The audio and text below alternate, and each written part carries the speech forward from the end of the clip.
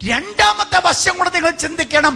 അഗ്നിജ്വാലയ്ക്കൊത്ത കണ്ണുള്ളവനാകുന്നുവെങ്കിൽ ഞാൻ കാണാതെ വണ്ണം ആർക്കെങ്കിലും മറിഞ്ഞിരിപ്പാൻ സാധിക്കുമോ? ദൈവത്തിന്റെ വിശുദ്ധ വചനം പറയുന്നു, അവന്റെ നിരൂപണങ്ങളും എന്റെ പ്രവർത്തനങ്ങളും അറിയുന്നു. സഹോദര, ഞാനും നിങ്ങൾക്കും, എനിക്ക് നിങ്ങൾക്ക് വേണ്ടി ഒരുവൻ ഇരിപ്പുണ്ട്. അവന്റെ പ്രത്യേകത എന്താണെന്നറിയാമോ? ഞാൻ കാണുന്ന പോലെ അല്ല അവൻ കാണുന്നത്. എൻ്റെ പ്രവൃത്തി മാത്രമല്ല അവൻ കാണുന്നത്, എൻ്റെ ഹൃദയത്തിൻ്റെ നിരൂപണങ്ങൾ അവൻ കാണുന്നു. അതിനനുസരണമായിട്ടായിരിക്കും അവൻ്റെ കണ്ണിൽ ജഡ്ജ്മെൻ്റ് നടത്തുന്നത്. നിങ്ങൾക്കറിയാം, കർത്താവായ യേശുക്രിസ്തുവിൻ്റെ ജഡ്ജ്മെൻ്റ് പ്രത്യേകത എന്ന് പറയുന്നത്, അവൻ കണ്ടതുപോലെ അല്ല യേശു ന്യായം വിധിച്ചത്.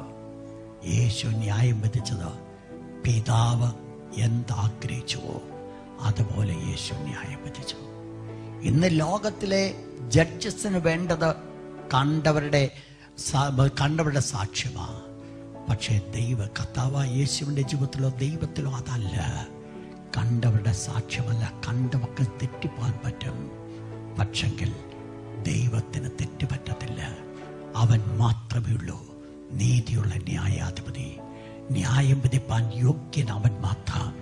അവൻ എൻ്റെ ഉള്ളങ്ങളെ കണ്ടിട്ടാണ്, എൻ്റെ ഉള്ളങ്ങളെ അവൻ കണ്ടുകൊണ്ടിരിക്കുന്നു. ഈ ഒരു ചിന്ത നമ്മുടെ ഉള്ളിൽ ഭരിക്കട്ടെ. അവനെ കാണുന്നുവെന്നുള്ളത് എനിക്ക് ധൈര്യമുണ്ട്.